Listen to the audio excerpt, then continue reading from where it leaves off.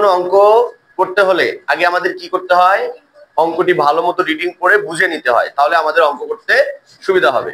তাহলে এটা হলো দশম অধ্যায় অনুশীলনী 1-এর 5 নাম্বার। এখানে অঙ্কটিতে বলেছে অরুণের বাসা থেকে তার চাচার বাসার দূরত্ব 9.8 কিলোমিটার। মানে অরুণের যে বাসা আছে, অরুণের সেই বাসা থেকে তার চাচার বাসার দূরত্ব হলো 9.8 কিলোমিটার।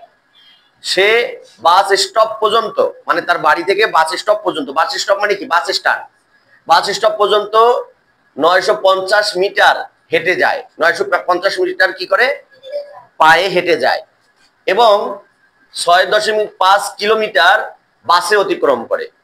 কত মিটার বাসে অতিক্রম করে? 6.5 কিলোমিটার বাসে অতিক্রম করে। তাহলে চাচার বাসায় যেতে আর কতখানি পথ বাকি আছে তা কিলোমিটার এবং মিটারে প্রকাশ করো। কি প্রকাশ করতে হবে? কিলোমিটার এবং মিটারে। এখন আমাদের নিয়ম হলো পায়ে হেঁটে যায় কতটুকু আর বাসে যায় কতটুকু, এইটা আগে আমাদের যোগ করতে হবে। তো এখানে একটা ভুল আছে। এখানে একটা কি আছে? আসলে অঙ্কের ভুল না, নিয়মের কিছু ভুল আছে। কিরকম ভুল? দেখো, এখানে আছে বাস স্টপ পর্যন্ত 950 মিটার হেঁটে যায়। কিসে যায়? হেঁটে যায়। এখন হেঁটে যাওয়ার এখানে মেইন পয়েন্টে কি আছে দেখো তো, মিটার। মানে মিটার।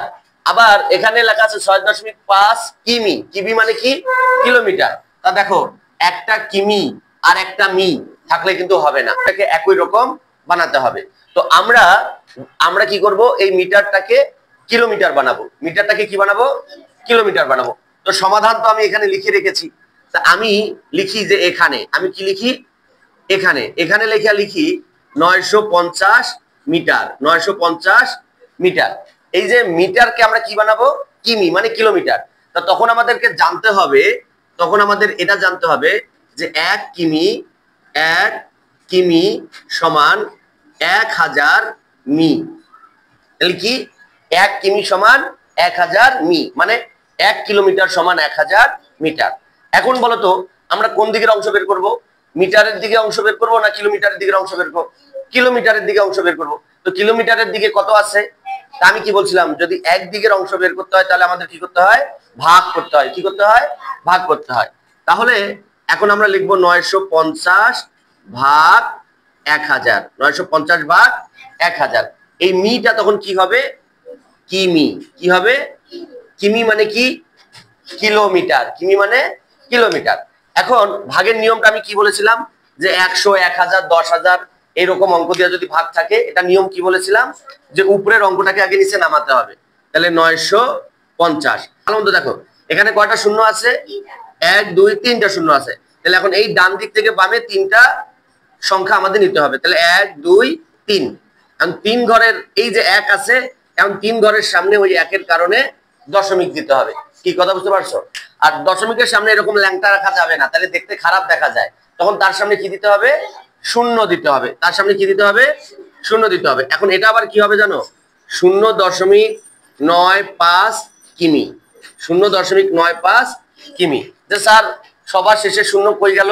কারণ আমি আগের অঙ্কগুলো তো বলেছিলাম যে দশমিকের পরে একবারে সবার শেষে যদি শূন্য থাকে তার কোনো মূল্য থাকে না।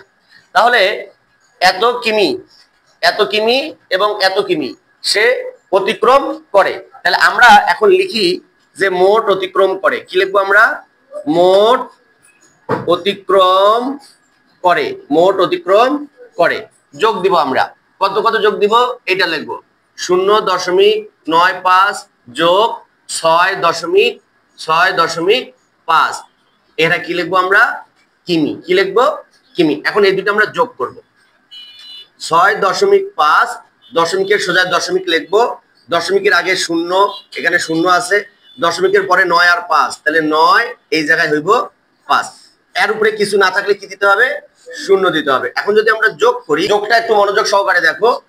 0 আর 5 যোগ করলে 5, হাতে নাই। 9 আর 5 যোগ করলে 14 4, হাতে 1। দশমিকের সোজা দশমিক, ওই 1 6 সাথে যোগ করলে কত হয়? 7। তাহলে 7.45 কিমি, মানে অর্থাৎ এই জায়গাটা তিনি মোট অতিক্রম করে। মোট অতিক্রম মানে কি? পায়ে হেঁটে যায় এবং বাসে যায়। এখন অরুণের বাসা থেকে তার চাচার বাসার দূরত্ব কত? 9.8। এখনো কি তার চাচার বাসা পর্যন্ত যাইতে পারছে? পারে নাই। কেন? সে তো গেছে মাত্র 7.45 কিমি, আর বাসার দূরত্ব হলো 9.8 কিমি, মানে এখনো বাকি আছে। তা কতটুকু বাকি আছে সেটা আগে আমাদের বের করতে হবে। তাহলে লিখবো সুতরাং পথ বাকি আছে, সুতরাং পথ বাকি আছে, পথ বাকি আছে। এখন এটা থেকে বিয়োগ করতে হবে 9.8 বিয়োগ 7.45 কিমি, 45 কিমি।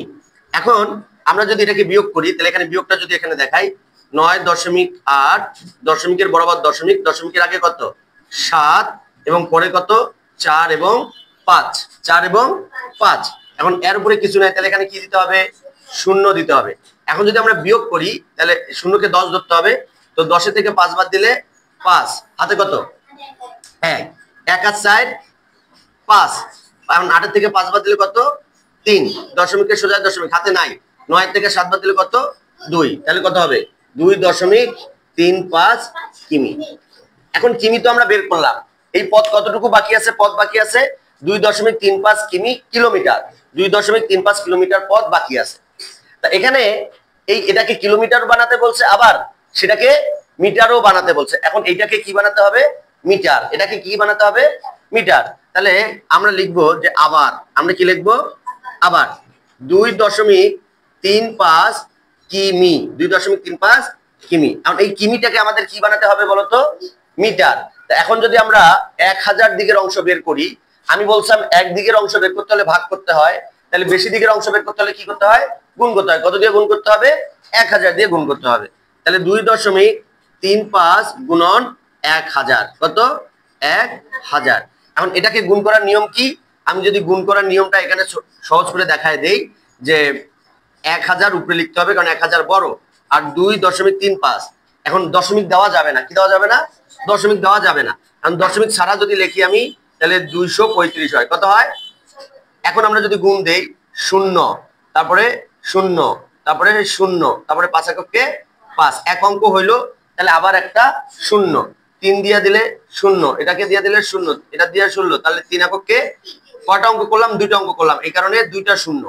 এরপর 2 দিয়ে এটারে গুণ করলে 0, 2 দিয়ে এটারে গুণ করলে 0, 2 দিয়ে এটারে গুণ করলে 0, তাহলে 2 এককে 2। এখন যদি আমরা যোগ করি 0 0 0 5 3 2।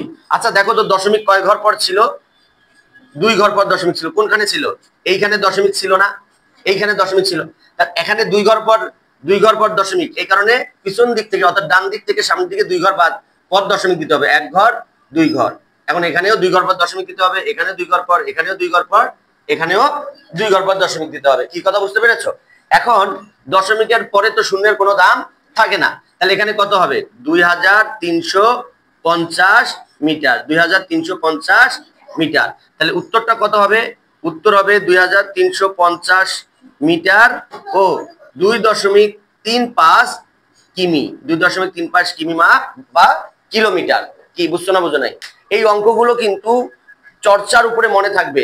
আর এই যে 1 কিলোমিটার সমান কত মিটার, হ্যাঁ 1 কিলোগ্রাম সমান কত গ্রাম, এই জিনিসগুলো কিন্তু তোমাদেরকে পানির মতো মুখস্থ রাখতে হবে, না হলে কিন্তু এই অঙ্কগুলো তোমাদের ভুল হবে। কি হবে?